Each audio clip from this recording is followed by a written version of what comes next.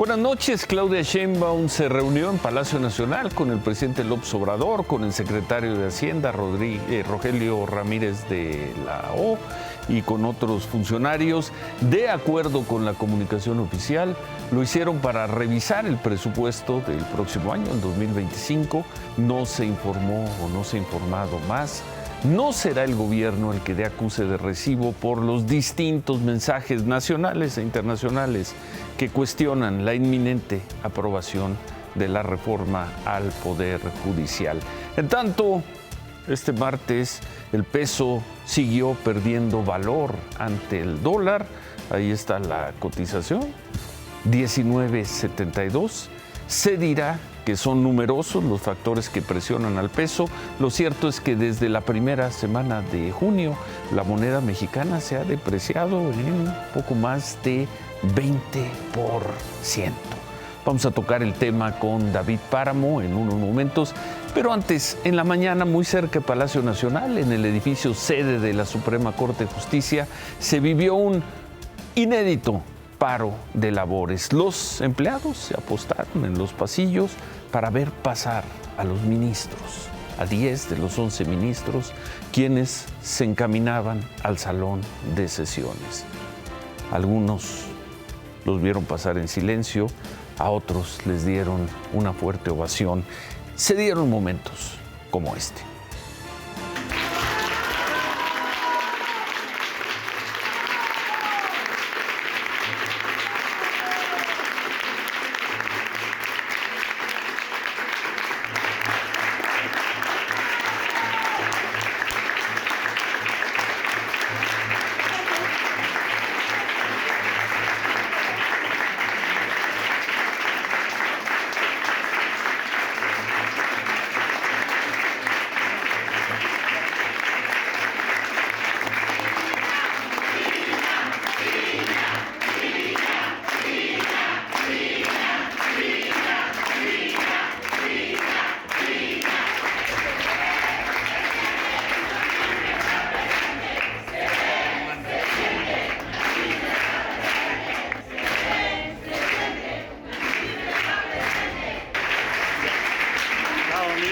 Muchas gracias.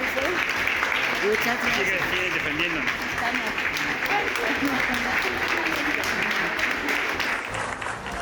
Se dirá y se dicen muchas cosas sobre la ministra Norma Piña, pero hoy recibió un respaldo, un aplauso de la mayor parte de las personas que trabajan, cuando menos, en el edificio sede de la Suprema Corte de Justicia. Pero decía, ella fue una de los 10 ministros que pasaron por esos pasillos. Solo faltó la ministra Lenia Batres. Vamos a ver cómo le fue a los otros.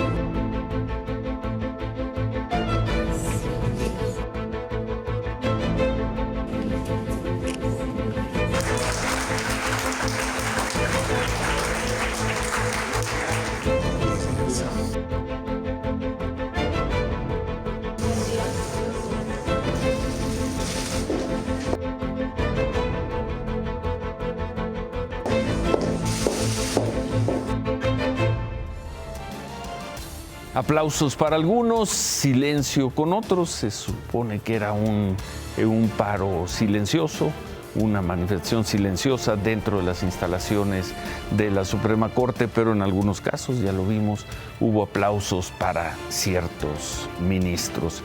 Hoy, el paro dentro de la Suprema Corte de Justicia, el paro que no conocíamos, que no habíamos visto. De pasillos quietos y estancias serenas, el edificio sede de la Suprema Corte de Justicia no había visto nada igual en más de 80 años de vida.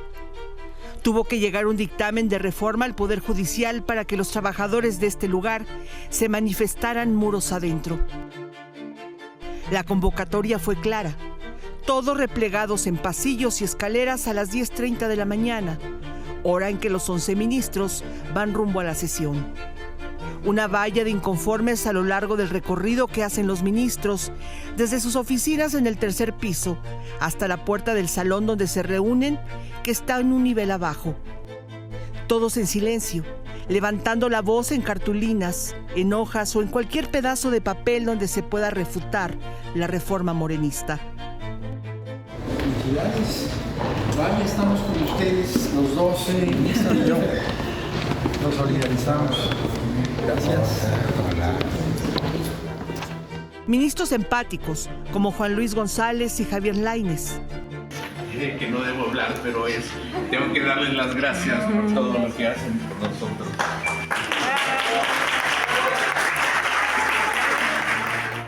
Agradecidos como Luis María Aguilar, que por antigüedad dejará la Corte antes de la primera elección de jueces, o Jorge Mario Pardo, que apoyó con palmas y pulgares. Margarita Ríos Farjat, que se detuvo a leer las cartulinas de la protesta, y el personaje principal de este conflicto entre poderes. La presidenta de la Corte, la ministra Norma Piña, quien ofertaron abrazos y aplausos, quebrando el acuerdo de la manifestación en silencio. En cambio, las afines a la Cuarta Transformación, las ministras Ortiz y Esquivel, caminaron en medio de la valla de protesta sin detenerse, sin que nadie las increpara verbalmente. Y la ministra del Pueblo, Lenia Batres, no estuvo en el edificio de la Corte. No llegó a la sesión, pero la protesta se colgó del muro que está en la entrada de su despacho. Juraron servir al pueblo, no al Ejecutivo. Fue el primer cartón expuesto bajo su nombre. Minutos antes del mediodía, la ministra Piña planteó la suspensión de la sesión en apoyo a la protesta de los trabajadores de la Corte. También en respeto a los compañeros que trabajan en la Suprema Corte de Justicia de la Nación, que no nada más somos nosotros, nos sumaríamos a que sean escuchados, a su petición de que sean escuchados. No haya sesión. 7 ministros apoyaron la propuesta, en contra votaron Yasmín Esquivel, Loreta Ortiz y Juan Luis González.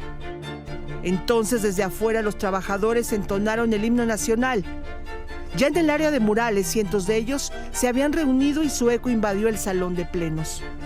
La Corte, incapaz de manifestarse en un acuerdo, en un comunicado o en una posición oficial, finalmente levantó la voz 8 días después del paro de trabajadores del Poder Judicial y 6 días después de que los jueces y magistrados hicieron lo propio. ¿Fue solo una protesta simbólica? ¿Le inyectaron algo de vigor al movimiento? ¿Se irá también a paro este templo de la formalidad que es la Corte? El calendario lo dirá. Y lo que el calendario ha ido marcando, y creo que a partir sobre todo de la semana pasada con el paro de jueces y magistrados y con estas imágenes que acabamos de ver, es que estamos viviendo un tiempo que no conocíamos, que no vivíamos. Estamos viendo hechos como el que acabamos de presentar, que según algunos marcan el final de una época del país, el final de un régimen, el final de una corte como la conocieron los mexicanos durante mucho tiempo. Ahí están las imágenes, ahí están los testimonios, ahí están los sentimientos de los trabajadores de la Suprema Corte de Justicia. Quizá no nos gusta usar ese adjetivo, pero quizá lo que estamos viviendo son días históricos y falta todavía el tan anunciado mes de septiembre, por no hablar de octubre, cuando la primera mujer, Claudia Sheinbaum, asuma la presidencia del país. La Asociación Internacional de Jueces, con sede en Roma, le pidió hoy al gobierno mexicano que se reconsidere la reforma al Poder Judicial. Mientras tanto, Ricardo Monreal, quien hoy se confirmó será el coordinador de los diputados de Morena, informó que el domingo no se aprobará la reforma. Dijo que se va a iniciar el proceso legislativo y en los días siguientes se darán las discusiones y la aprobación. Hoy, por cierto, el senador electo de Morena, ex secretario de Gobernación, Adán Augusto López, pues descalificó la pues lo que dijo ayer su compañero de grupo, Manuel Velasco, también senador, quien dijo que los 3 votos que le faltaban al bloque Morena y 4T para tener la mayoría absoluta, la mayoría constitucional, la mayoría calificada, dijo que ya tenían esos 3 votos en la bolsa. Hoy Adán Augusto López le dijo, no. Les faltan 3 votos. Manuel Velasco. No nos faltan. ¿Ya los tienen? Ahí lo van a ver. ¿Ya los tienen? Muy probable. No, yo no estoy de acuerdo con la opinión de Manuel, la respeto, es mi amigo, es mi compañero, trabajamos juntos. Entonces, ¿no confirmaría la usted construcción de una alianza? Yo creo que hay que tener respeto por todos y cada uno de los compañeros, más allá del grupo parlamentario al que pertenezcan, pero sí le digo que pues nosotros somos políticos profesionales y que entendemos cuál es nuestro papel en este Parlamento, que la tradición parlamentaria en prácticamente todos los países, si no es que en todos los países democráticos del mundo, pues se busca la construcción de mayoría. Bueno, eso por lo que toca con el asunto de la reforma al Poder Judicial, la manera en la que se va a finalmente integrar la Cámara de Diputados y la de Senadores. Vamos a regresar a eso en unos momentos y a la crisis que se está viviendo, la crisis o la pausa con el gobierno de Estados Unidos, los gobiernos de México y Estados Unidos. Pero antes, ayer 84 personas asesinadas en México, según cifras preliminares. Eso no cambió en todo el sexenio. Se dirá que a principios del sexenio se mataba o se mataban 90, 92, 93 mexicanos por día y hoy se están matando 80 y tantos. Ayer 84. No cambió. Esa situación no cambió en 6 años. Hoy se dio pues otra, ¿cómo la llamamos? Matanza, masacre. Fue en el municipio de Celaya. 5 cuerpos fueron encontrados en una casa en el barrio de San Antonio. Vecinos alertaron de algunos disparos y cuando llegó la Guardia Nacional encontraron los cuerpos de 3 hombres y de 2 mujeres. Apenas ayer informábamos sobre el asesinato de 4 personas cerca del Palacio Municipal de Celaya. Debido a la inseguridad, desde hace una semana guardias nacionales están a cargo de la seguridad ahí en Celaya. Sin embargo, en los últimos 7 días han sido asesinadas 22 personas con o sin Guardia Nacional. Y hoy se conoció que una diputada federal del PRI, muy querida en Puebla, alguna vez candidata al gobierno de Puebla, Blanca Alcalá, fue víctima de un secuestro exprés. La secuestraron a ella y a su chofer. Esto ocurrió en la autopista México-Puebla. Se dice que a la altura del municipio de Chalco, cuando regresaba a la ciudad de Puebla, los criminales pues, le robaron sus tarjetas de crédito, los teléfonos a ella, al chofer, los retuvieron por algunas horas, los liberaron según se informa en la madrugada.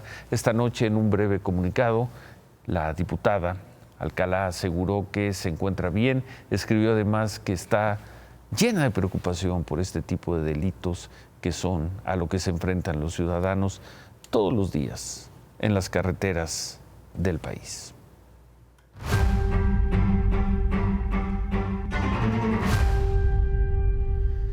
Y en la mañana se dio pues otro momento del choque entre el gobierno mexicano, mejor dicho, entre el presidente López Obrador y la embajada de Estados Unidos en México. ¿Por qué? Por el tema de la reforma al Poder Judicial.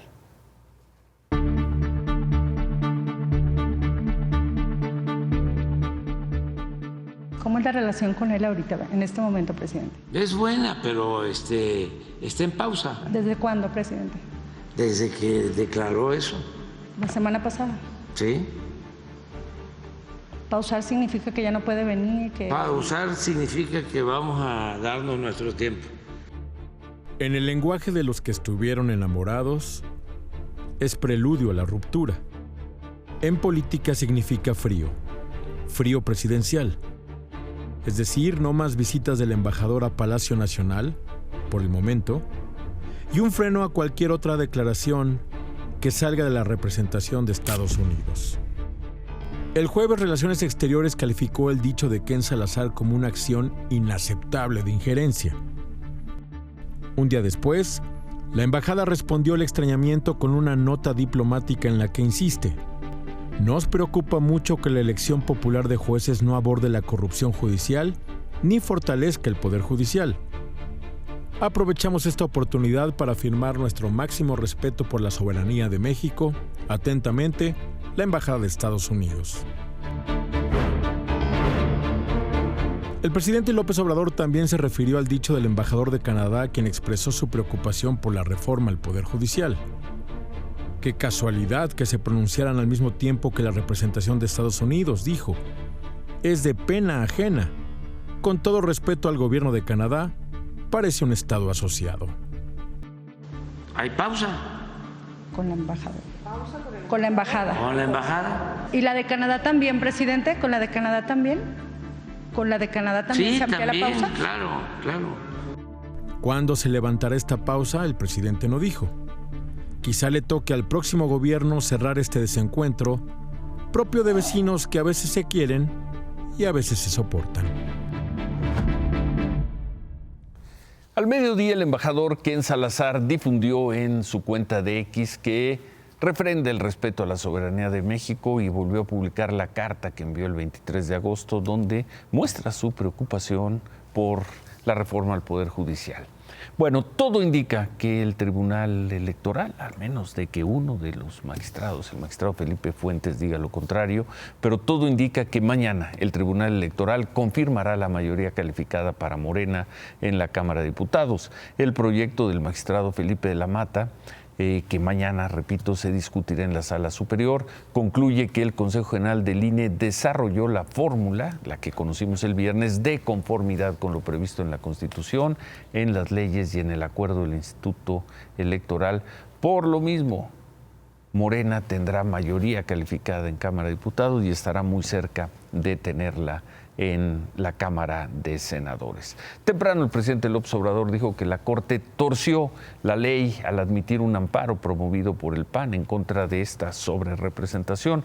Más tarde, Morena, siguiendo la línea del presidente, presentó un recurso de, así se llama, de recusación en contra de la ministra Norma Piña y del ministro Juan Luis González Alcántara, quien analizará este asunto. Claudia, buenas noches. Ciro, buenas noches. Afuera del Tribunal Electoral, pero de la Ciudad de México, también hubo hoy una protesta simbólica. Alessandra Rojo de la Vega, alcaldesa electa de Cuauhtémoc, Santiago Taboada y Xóchitl Gálvez clausuraron, repito, de manera simbólica, el Tribunal Electoral de la Ciudad de México, denunciando las irregularidades que acusan están intentando cometer Morena, Ricardo Monreal y Katy Monreal, quien fue la candidata de Morena y perdió contra Alessandra. Acusaron que la familia Monreal supuestamente recurrió a compadrazgos en el Tribunal Electoral para revocar el triunfo de Alessandra Rojo de la Vega. Veremos qué pasa en las próximas horas. Hasta este momento no. Veremos qué pasa en las próximas horas. Por lo pronto sí te puedo decir que se cumplieron ya 26 días de las inundaciones en Chalco. 26 días. Hoy bajó un poco el nivel de estas aguas negras que hemos visto a lo largo de este mes en las colonias Culturas de México y Jacalones, pero esta noche ya se reportan nuevamente lluvias. En las zonas afectadas siguen las labores de limpieza, sigue el desasolve, pero no ha sido suficiente. Siguen también los módulos de atención médica por las condiciones sanitarias en las que se encuentra la gente en Chalco desde hace 26 días. La secretaria de Gobernación, Luisa Alcalde, y la gobernadora del Estado de México, Delfina Gómez, estuvieron ahí, revisaron las estrategias, los trabajos que se van a implementar para apoyar a los afectados. Pero ya van 26 días. Esta tarde también pegaron fuerte al sur de la Ciudad de México las lluvias, principalmente en Tlalpan. Se registraron algunas inundaciones, encharcamientos, vehículos varados en la colonia Héroes de Padierna y también afectaciones en Calzada de Tlalpan y la autopista México-Cuernavaca.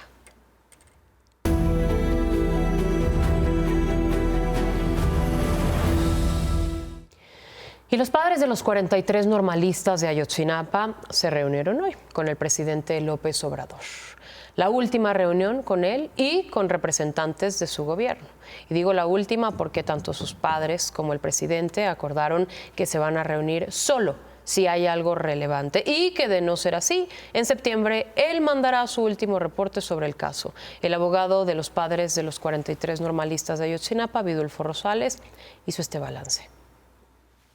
Ya la posición de los padres es que esta es la última reunión.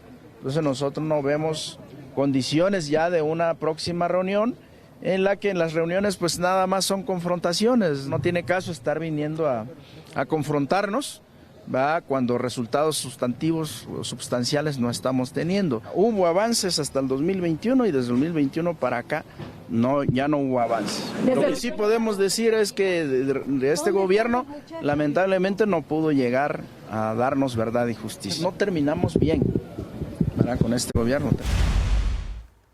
No tiene caso venir a confrontarnos. El gobierno incluso informó en un comunicado que durante este encuentro el presidente Obrador les dijo a los padres que el caso no se cierra, que se mantienen las investigaciones, y el fiscal especial para el caso, Rosendo Gómez, dijo esto. Ellos no están conformes ni van a estar conformes nunca hasta que no se les encuentre los cadáveres de sus hijos. ¿Cuánto tiempo tardará más? Van a cumplir 10 años. No sabemos. Más. No sabemos, amigo, no sabemos. No puedo decirte, no tenemos la bola de cristal. Difícil ocurra esto, pero Vidulfo Rosales dijo también que esperan reunirse con Claudia Sheinbaum y que con la llegada del próximo gobierno esperan se abra esta oportunidad para reconstruir el diálogo y para poder trazar una nueva ruta que les permita encontrar a los 43. Ahora, Donald Trump, en otras cosas, informó que ya hay fecha para su primer debate con Kamala Harris. Va a ser el 10 de septiembre. Ya es oficial. Por cierto que esta tarde se transmitió una entrevista que Trump tuvo con Dr. Phil, un conductor y personaje, vaya personaje televisivo en Estados Unidos. Este es un fragmento de la entrevista. The worst border in history. I believe we have 20 million people that came in, and you've heard this before. They come in from jails and prison. They've come in from mental institutions, and they're dropping murderers and drug dealers and human traffickers into our country by the hundreds of thousands. Who's doing that? The countries are doing it. What countries? Some are coming, but the countries are doing it. Venezuela? A lot of South American countries, probably all of them. They're coming in from all over the world. They're going through Mexico, and Mexico shouldn't be allowing it, but they are. They didn't allow it when I was there. Todos los días lo mismo, Donald Trump. Carlos Ahumada quedó en plena y absoluta libertad después de que un juez determinó hoy prescrita la sentencia de casi 2 años y una multa que le querían imponer por 26 millones de pesos por un fraude genérico, un asunto de hace más de un cuarto de siglo. El abogado de Carlos Ahumada aseguró que el juez consideró que la Fiscalía de la Ciudad de México fue omisa al no continuar el proceso en su debido momento. 2003, 2004. El abogado informó que al no tener asuntos legales pendientes en México, Carlos Ahumada puede hacer lo que quiera, seguir en México, regresar a Argentina, donde estaba viviendo. Y les dijo el juez con todo respeto, ustedes fueron omisos, recalcó mucho la palabra omisión, ustedes tuvieron el tiempo necesario para realizar trámites legales para lograr el pago de la reparación del daño de 26 millones de pesos. Al no haberlo hecho, no me queda más que declarar también prescrita la sanción pecuniaria por la omisión de todos ustedes. Lógica elemental, era un caso ya. Ahumada había estado en la cárcel por este hecho, salió en el 2007 y lo querían meter de nueva cuenta. En fin, Claudia, buenas noches. No me puedo ir, Ciro. Y no me puedo ir porque si bien se avisoró, se predijo, se comentó en todos los medios y por todas las vías, lo adelantó el INE y el Tribunal Electoral lo sepultó. Hoy el dirigente nacional del PRD, Jesús Zambrano, le dio, abrazando la nostalgia, el último adiós al partido, al PRD. Se cierra así un ciclo histórico de la vida de nuestro partido que tanto aportó a la transición democrática de México. Contribuyamos, pues, a defender la democracia para evitar que México se deslice en una ruta autoritaria, ya que sería el inicio de una larga pesadilla de contenido dictatorial que podría durar muchos años. Ojalá se equivoque Jesús Zambrano. Gracias, Claudia. 5 años de historia sepultados por lo pronto. Gracias. Buenas noches. Gracias, David. Al momento de comenzar esta sección, el tipo de cambio se encuentra en 19 pesos con 72 centavos. Nivel, ¿qué tal? ¿Cómo estás, Ciro? Muy buenas noches. Nivel al que llegó muy rápidamente después de que el presidente dijo que iba a pausar las relaciones con los embajadores de Estados Unidos y de Canadá. En ese momento estaba en 19.40. Luego se movió 50, 60, Sí, 70, ha estado por ahí. Pero ha déjalo seguido 19, subiendo. 70. Y llama la atención que hoy se reúnen el presidente, la próxima presidenta Claudia Sheinbaum, el secretario de Hacienda. El secretario de Hacienda, el subsecretario de Hacienda, que va, Juan Pablo de Botón, que va a ser jefe del gobierno, jefe de finanzas del gobierno de la Ciudad de México, Berta Carabeo, que es la actual jefa de finanzas de la Ciudad de México, Gabriel Llorio, el subsecretario de Hacienda, y Antonio Martínez Dagnino, el jefe del SAT. ¿Para qué se reunieron? Algunos podrán decir porque ya les estaba empezando a preocupar el tipo de cambio. Hay que recordar que el día previo a las elecciones estaba en 16 pesos con 52 centavos. Es decir, casi 3 pesos con 50% Como menos. 20%. Otra es que se reunieron para preparar el paquete económico. Eso fue lo que dijeron. La transición Eso fue lo que económica. dijeron, sí, sí. ¿En la Ciudad de México o a nivel federal? Sí, porque dicen, nos reunimos, incluso Claudia Sheinbaum salió y dijo, es que vamos a ver el paquete económico. ¿Qué tenían que hacer los que van a estar, o están y van a estar en la Secretaría de Finanzas del Gobierno de la Ciudad de México? ¿Y qué tenían que hacer todos los demás? Lo cierto es que ya empieza a haber un sentido de preocupación por el nivel de tipo de cambio. El gobierno no lo dice. Porque no lo van a decir. Entonces. No lo van a decir. Preocupación que se podría ver si el gobierno ya la tiene o no, es que se reuniera la Comisión de Cambios, esa que encabezan Banco de México y la Secretaría de Hacienda. Pero hasta el momento ni siquiera hay convocatoria. Tranquilo, no te pongas nervioso. No te pongas nervioso. Yo creo que va a seguir subiendo un rato con mucha volatilidad mientras se sigan girando cheques que se van a pagar en el próximo gobierno. ¿Por ejemplo? ¿Para qué hacer enojar más la relación con México, entre México, Estados Unidos y Canadá, de un presidente que ya se va? Estas firmas de tarjeta las paga, se van a pagar después de octubre. Se pagan en octubre. Octubre, noviembre, próximo año. ¿Para qué estar girando la tarjeta? ¿No sería mejor? Tranquilo, compañero, no sería ponga mejor. Nervioso usted. ¿No sería mejor que dejaran a Claudia Sheinbaum ya? No lo sé. ¿Tú trabajas en el gobierno? No, ni me gustaría. Yo tampoco. Remátala, David. Jonathan Heath, que sí trabaja en el gobierno, en el Banco de México, dice que la inseguridad sí está afectando la formación de precios. Bueno, y más allá de esas preocupaciones, mañana en efecto México podría entrar a una nueva fase de su historia. Y todo parece depender esta noche del voto de un hombre. Volvemos con eso.